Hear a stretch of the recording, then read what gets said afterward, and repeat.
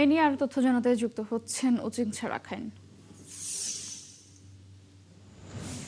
উচিংছা বন্যা পরবর্তী পরিস্থিতি নিয়ে সবশেষ কি তথ্য আছে আপনার কাছে জানাবেন?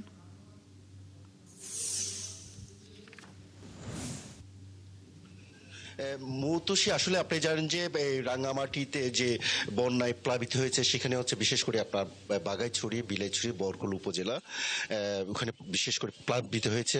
ওইখানে প্লাবিতের কারণে কিন্তু এই যে সড়ক জনপথ বিভাগের যে রাস্তাগুলো রয়েছে সেটা ক্ষয়ক্ষতি অনেক, পাশাপাশি গ্রামীণ যে রাস্তা এলজিডি দেখাশোনা করে সেটাও অনেক ক্ষয়ক্ষতি হয়েছে।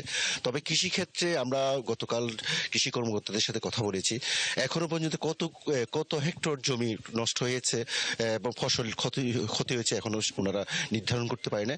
মাঠ পর্যায়ে কাজ করছে, এরপরে জানা যাবে আসলে কত হেক্টর জমি ক্ষতি হয়েছে।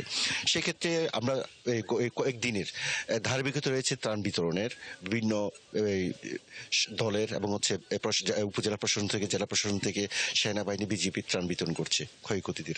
এবং ওখানকার যে সবচেয়ে যে দুর্গম এলাকা বিলাইছড়ি ফারোয়াতে, ওখানে এখনো পর্যন্ত কিছু কিছু এলাকা ত্রাণ পৌঁছায়নি বলে এমনটি জানতে পেরেছি। তবে চেষ্টা করছে প্রশাসন ওখানে ত্রাণ খুব শীঘ্রই। সবচেয়ে বড় সংকট পড়ছে হচ্ছে সুপেয় পানির অভাবের কারণে আসলে ওখানকার মানুষের জীবনযাপন আসলে খুব কষ্টের দিন কাটাচ্ছে।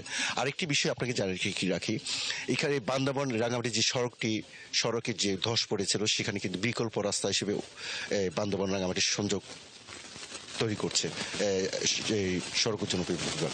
আর সব মিলে যদি বলি, ওইখানে যে সমস্ত পাহাড় ধস পড়েছে এবং সেখানে আস্তে আস্তে যেহেতু পানি নামতে শুরু, আমরা আগামীকাল যে পানি জল বিদ্যুৎ থেকে জানতে পেরেছি আগামীকাল পানি ছেড়ে দেবো, তাহলে কিন্তু আরো খুব সহজে পানি কমে যাবে বলে এমনটি আশা করছে মুতোষী।